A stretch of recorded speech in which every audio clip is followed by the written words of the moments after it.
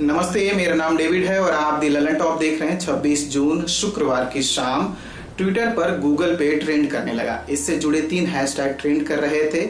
GPay banned by RBI, GPay is illegal और Google Pay. कुछ लोगों ने हैशटैग चलाकर ये कहना शुरू कर दिया कि आरबीआई ने गूगल पे को बैन किया है। वहीं कुछ लोगों का कहना था कि गूगल पे गैर कानूनी है। आखिर सोशल मीडिया पर इस तरह की बातें क्यों हो रही हैं? दरअसल 20 जून को न्यूज एजेंसी पीटीआई के हवाले से कई मीडिया संस्थानों ने खबर छापी।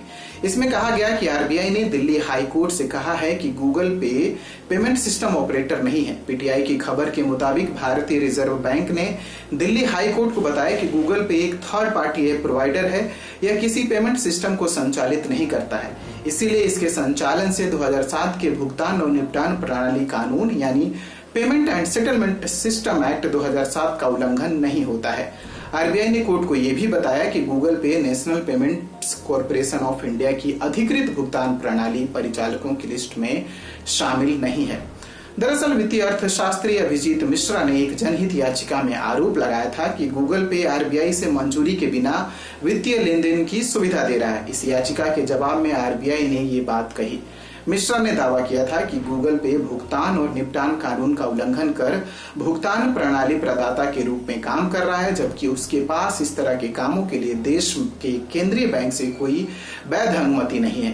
पीठ ने कहा कि मामले की विस्तृत सुनवाई की जरूरत है क्योंकि यह अन्य तीसरे पक्ष के ऐप को प्रभावित करता है। इस मामले की अगली सुनवाई 22 जुलाई को होगी।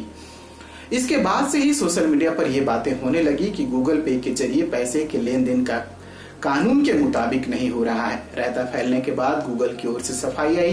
पीटीआई की खबर के मुताबिक गूगल के एक प्रवक्ता ने कहा, सोशल मीडिया में कुछ लोग आरबीआई को गलत तरीके से कोट करके ये दावा कर रहे हैं कि गूगल पे के जरिए पैसे का लेन देन कानून के मुताबिक नहीं है क्योंकि ये ऐप अनधिकृत है। यह गलत है और इसकी सच्चाई एनपीसीआई की वेबसाइट पर पता की जा सकती है।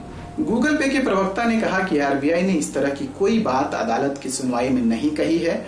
इस महीने की शुरुआत में आरबीआई ने दिल्ली हाई कोर्ट को बताया था कि गूगल पे एक थर्ड पार्टी ऐप प्रदाता है और किसी भी भुगतान प्रणाली को संचालित नहीं करता है।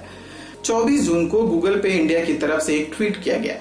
इसमें कहा गया कि गूगल पे के माध्यम से किए गए सभी लेन देन पूरी तरह से आरबीआई एनपीसीआई से लागू दिशा निर्देशों द्वारा निर्धारित निवारण प्रक्रियाओं द्वारा सुरक्षित हैं।